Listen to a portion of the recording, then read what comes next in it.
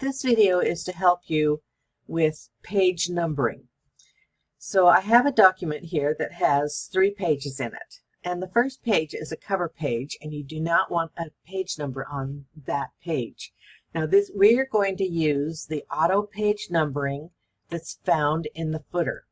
So you can either double click down here at the bottom to open the footer, or you can go to Insert Footer and then go down to Edit Footer, and that will open the footer for you so that you can do what you want to do. Now if you need to look at these little section names, footer section 1, so these two have the same name. If I go to the next page, you'll see that says footer section 2, and that's because their section breaks in. So section 2 would be different than section 1 and 2. Now you do not want to just type the numbers in, because if I go here and just type in a number 1, it put it on the first page too. Let's see if it put it on the next page. Yep, it put it on all 3 pages, and that's because same as previous is on. Same as previous will give you trouble if you are dealing with page numbers sometimes. So you can take that same as previous off by clicking down in this footer. See, I've clicked down here, and now same as previous is there, and if you go up to the toolbar, you'll see Link to Previous is selected. So I'm going to click on that to take it off, and now this is not linked to the previous. So if I take this one out, it's still up here because I've disconnected them. Now this is not right, because you don't want a page number on your cover page, and you want this page to start with 1. So the simplest way to fix that, because this is simply the cover page, you can say different first page.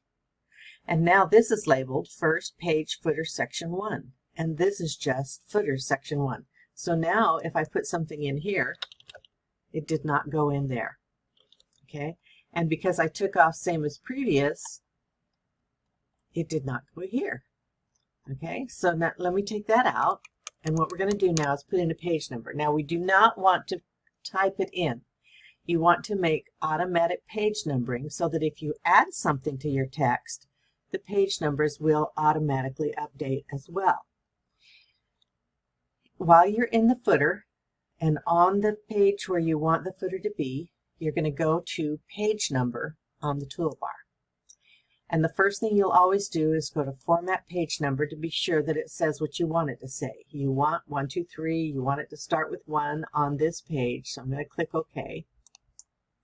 And then see what happened to my cursor? It clicked back here to the first page. So always be sure that you know where your cursor is and click it back where you want it to be, because now what we're going to do is actually insert it. So I've clicked on the page number, and I'm going to click on current position, and I just want a plain old number. If you want something fancy, you can pick one of the others, but I'm just going to pick 1.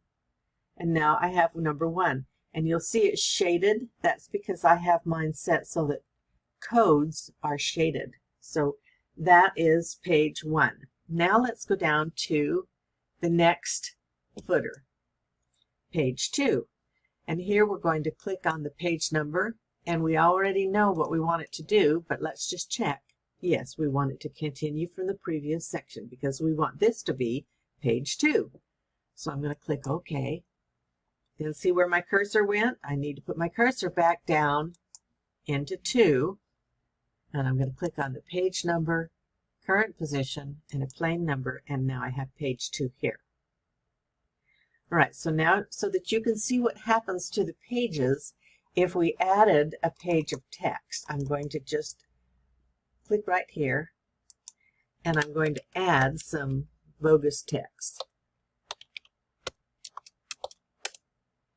And now I should have 3 pages. Nope, not quite. Let me do it again.